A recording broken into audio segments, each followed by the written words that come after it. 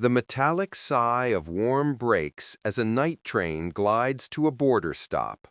Leila rubs a fogged window with her sleeve. The air tastes of stale coffee and bleach. A folded note skims under her seat, her name inked so wet it smudges her fingertip. This is the thin line between violence and dread, the sense of an unseen watcher leaving a ritual trace meant for one person's eyes. Fear sketches a map in our nerves before thought can name the streets. We chart that map by place and custom, because context defines the chill. A city creates corridors where footsteps echo behind you. A rural border tells another story, where a stranger's truck idles too long by the ditch. But a single room, where one light is left humming, can speak louder than any weapon.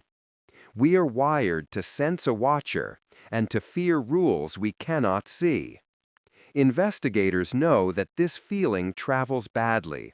A symbol that taunts in one region might bless in another. This matters now because short-term stays and private messaging allow an uncanny signature to cross borders in an afternoon. Cross-border analysts like Mara keep a notebook of rooms that feel wrong and words that read like traps. We can test that notebook against a case where a staged space speaks louder than the crime itself. A folded note can travel further than its author. Midnight on a rain-damp platform. Doors hiss open.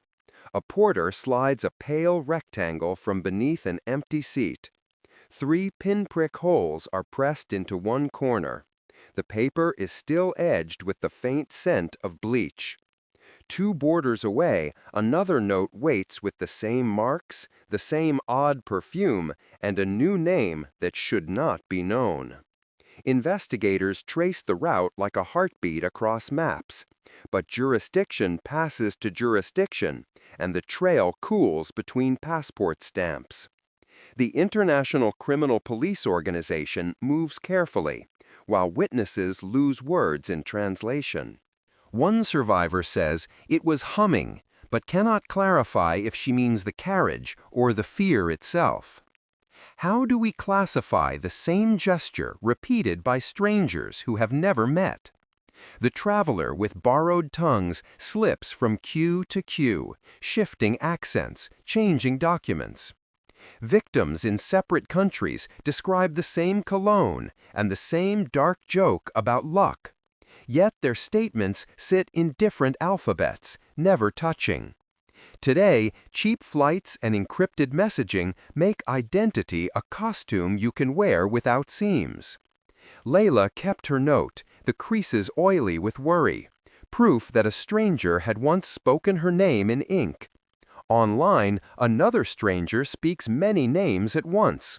A digital cult moves from message boards to street corners, whispering numbers, staging meetups at stations where the lights flicker.